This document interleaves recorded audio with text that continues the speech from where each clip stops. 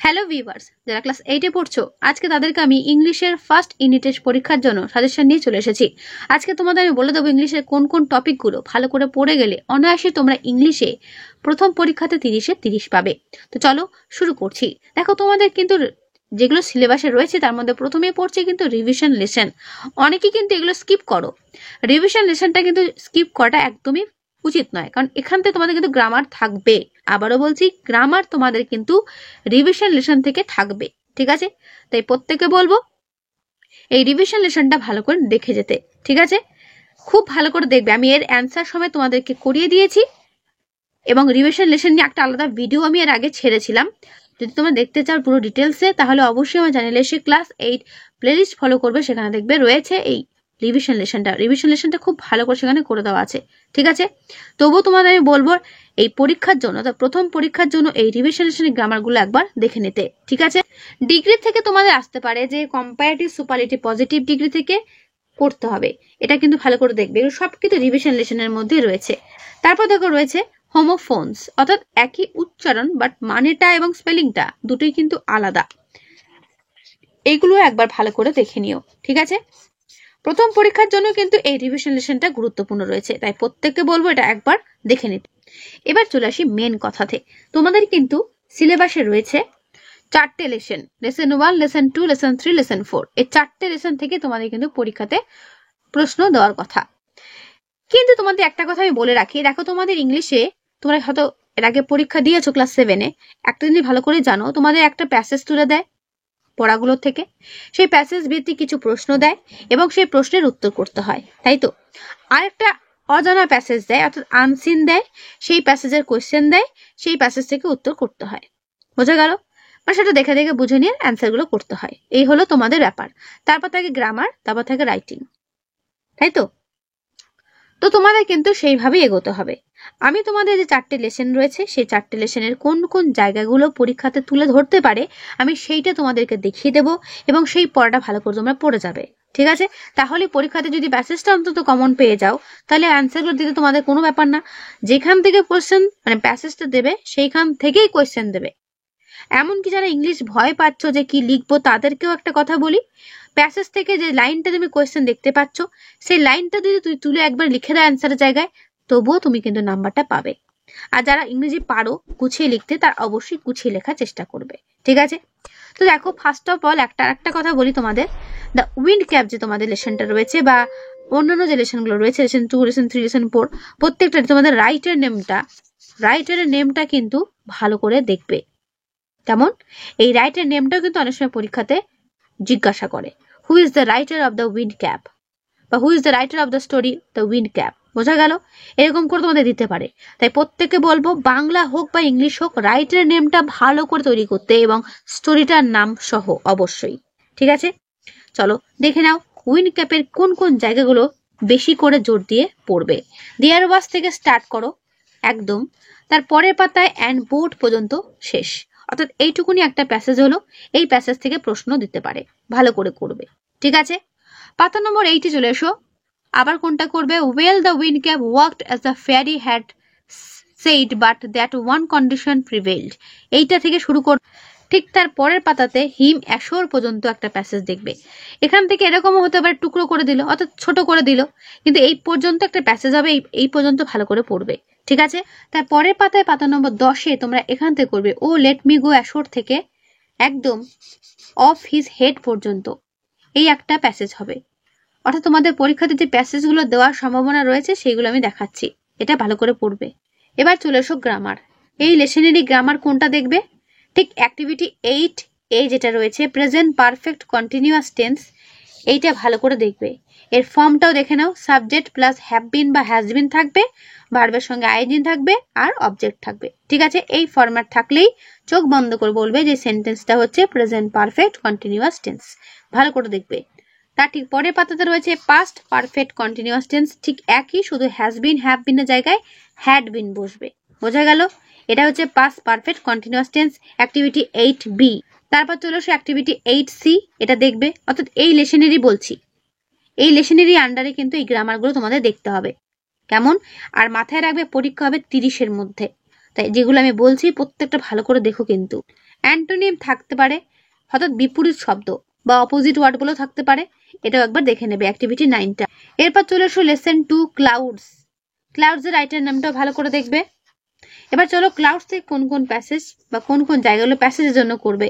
একদম হি ওয়ান্ডার থেকে দেয়ার পর্যন্ত এই একটা প্যাসেজ হবে। তার ঠিক পরের পাতাতে হি রিমেম্বার থেকে, দেখতে পাচ্ছ হি রিমেম্বার থেকে তার ঠিক নিচে রেইনফল পর্যন্ত একটা প্যাসেজ হবে, ইম্পর্টেন্ট।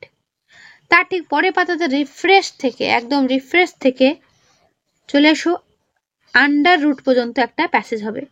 ওকে, এবার গ্রামার চলে এসো অ্যাক্টিভিটি 8A।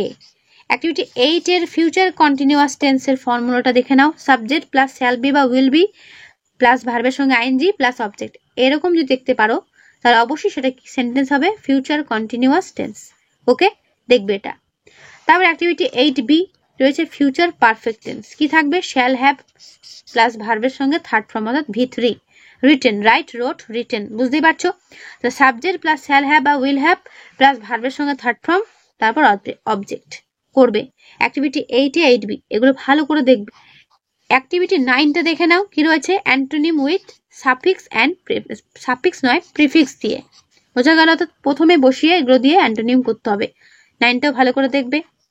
এরপর তোমাদের যেটা রয়েছে রাইটিং। মনে করো 99% স্কুলে, আমি প্রত্যেকটা স্কুলের কথা বলছি না, 99% অর্থাৎ বেশিরভাগ স্কুলে কিন্তু প্রথম পরীক্ষাতে এই স্টোরি রাইটিংটা দেবে।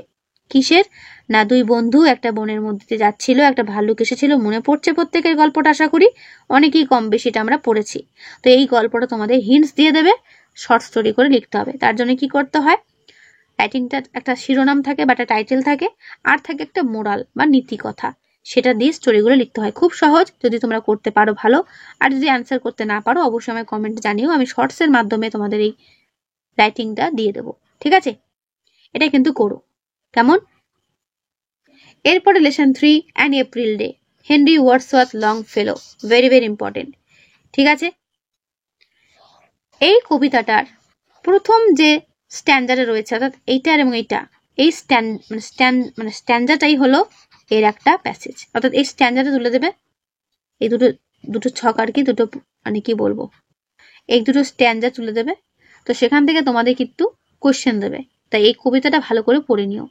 হতে পারে লাইন তুলে দিল, শূন্যস্থান করতে দিল, ফিল ইন দ্য ব্ল্যাঙ্কস দিল, তাহলে সেই মাঝখানে কি বসবে, এটা কিন্তু ভালো করে একবার দেখে নিও, ঠিক আছে?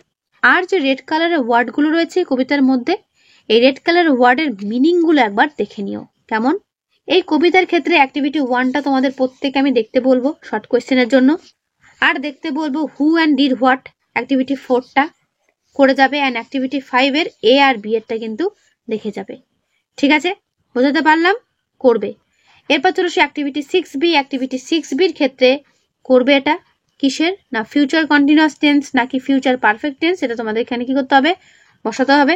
অ্যান্সার করে দেওয়াই আছে, দেখে নিও। তারপর ঠিক নিচে চলে এসো, একটা রাইটিং রয়েছে, write a paragraph about 80 words on the changes that you see in nature when spring comes after winter. এটা কিন্তু একবার দেখো, এটাও কিন্তু পরীক্ষাতে কিন্তু অনেক স্কুল চুজ করছে, এটা কিন্তু দেখে নিতে পারো। এরপর চলে এসো the lesson 4 the great escape, Sugata Bose. এই গ্রেট স্কেপ কিন্তু তোমাদের বেশিরভাগ স্কুলে কিন্তু প্যাসেজের জন্য ইম্পর্টেন্ট, প্যাসেজটা তুলে দিচ্ছে কিন্তু এইখান থেকে, ঠিক আছে?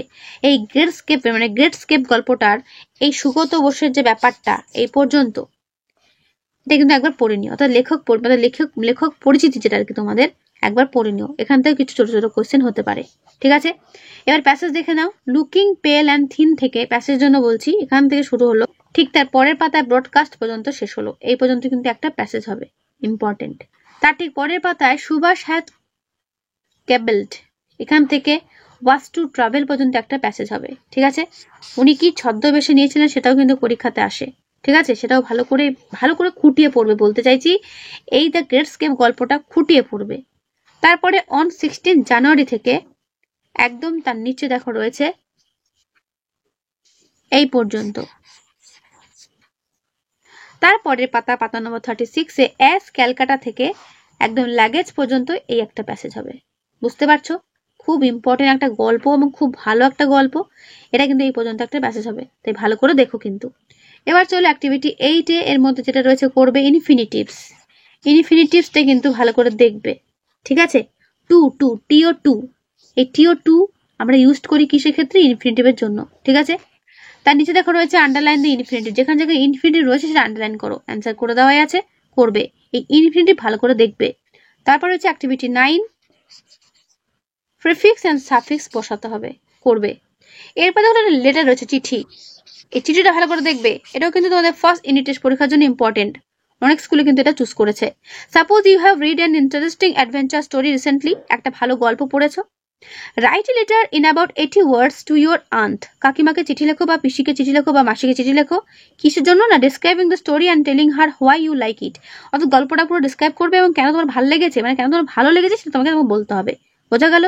এই চিঠিটা তোমাদের কিন্তু করতে হবে, ওকে। তো ক্লাস 8-এর ইংলিশ সাজেশন এই হলো।